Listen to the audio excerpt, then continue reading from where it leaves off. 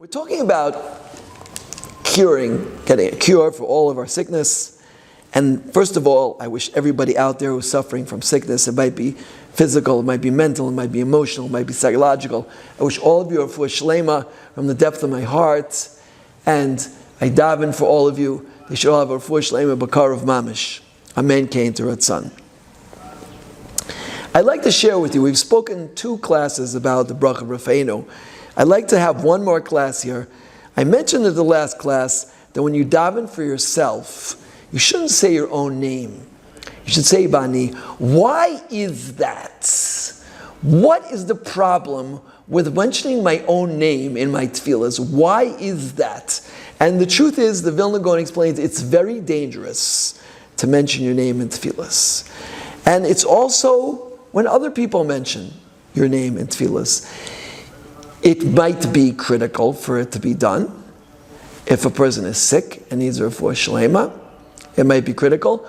But any opportunity we have to daven for someone sick without mentioning their name should be grabbed.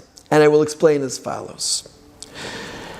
Chazal teach us, it's a Gemara in Brachos, HaMispalel lifnei ha'chayla ein tzarich lahaskar es hashmai. A person who davens in front of someone sick does not have to mention his name. What is that all about? The Gra in Even Shloimeh explains that when you mention the name of somebody in tefillah, that opens up the tik, as it were. It opens up the portfolio in Shemaim, and they check into his actions and see if he's worthy of prayer, of Yeshua. Now, sometimes that's critical. If you're not in front of the chayla, then you have to do that if the person is sick. But if you're in front of the chayla, then you could daven for them without mentioning a name. That is the best possible tefillah that one could daven, because that takes off any elements of din, of harsh judgment from their prayers. And this is why there's a special mitzvah of Bikar Cholim. Not just to daven for the sick person, but to go and visit him and daven in front of him, because thereby there is no judgment involved in the prayers. And also, we may add, the Shechina rests above the head of a sick person. When you daven in front of a chayla, that's a special tefillah which is answered very, very quickly. And that's why there's a special mitzvah to visit chaylim, aside from the emotional strength that you give them, and aside from the fact if you're their ben giloi, it says you can take off a 60th of their sickness if you have the same mazel as them. But the primary reason is to daven in front of them and to say a prayer which is not affected by midas hadin. That's one important point I'd like to make here today. I'd like to add also, we learned this concept from our avos and imais, from Yitzchak and Rivka. Yitzchak waited 10 years to daven for Rivka, to have children, after she had already come of age. Yitzchak married Rivka at 3. He waited 10 years until she could have children. And then for another 10 years, he waited. He didn't daven. Yitzchak was the Merkava. He was the chariot of midas hadin, of the attribute of strict justice. He knew that tefillah should be used sparingly when it's a situation which really requires it. And therefore, he did not daven for Rivka until 10 years had passed, and she had shown herself to be barren. After 10 years, how did Yitzchak daven for Rivka? Chazal tell us that they davened at opposite corners, in front of each other. They were facing opposite corners, but they were in front of each other. And the reason for this was in order that he should be able to daven for his wife without mentioning her name. And that was the most powerful tefillah.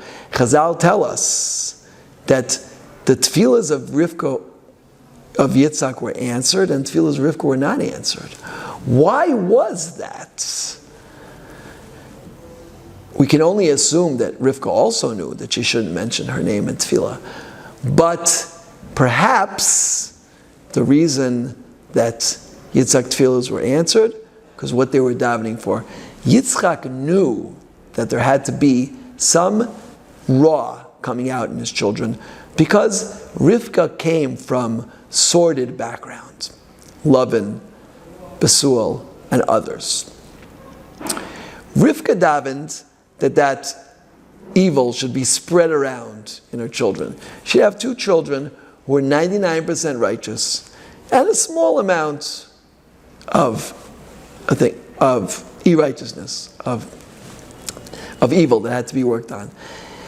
Yitzhak, on the other hand, davened for polarity. He davened that that Yaakov should be at Tzaddik Gamor, and all the Ra should go to Esav. Now, Yitzhak wanted Yaakov and Esav to be partners. Esav could have fixed himself up by being partners with Yaakov, but Yitzhak davened that all the good should go to Yaakov, Tzaddik, and the bad should go to Esav. Esav would be able to fix himself up had he joined up with Yaakov, but that did not happen. My friends, we all have people we know who are sick, and they might be ourselves. We should all daven for them passionately, from the depth of our heart. Open your heart up and daven for anybody you know who's sick. If you can go and visit them and daven in front of them, that is the best tefillah. If you're in a beis medrash and you have somebody there who's sick, daven for them. Daven nearby them, so you could say, so you could daven in front of them without mentioning their name. We should all do everything we can to help those who are sick, and the primary thing we could do is to daven for them. Hashem should send all of the sick people a refuah shleima b'karav, amen, kein tiratzon.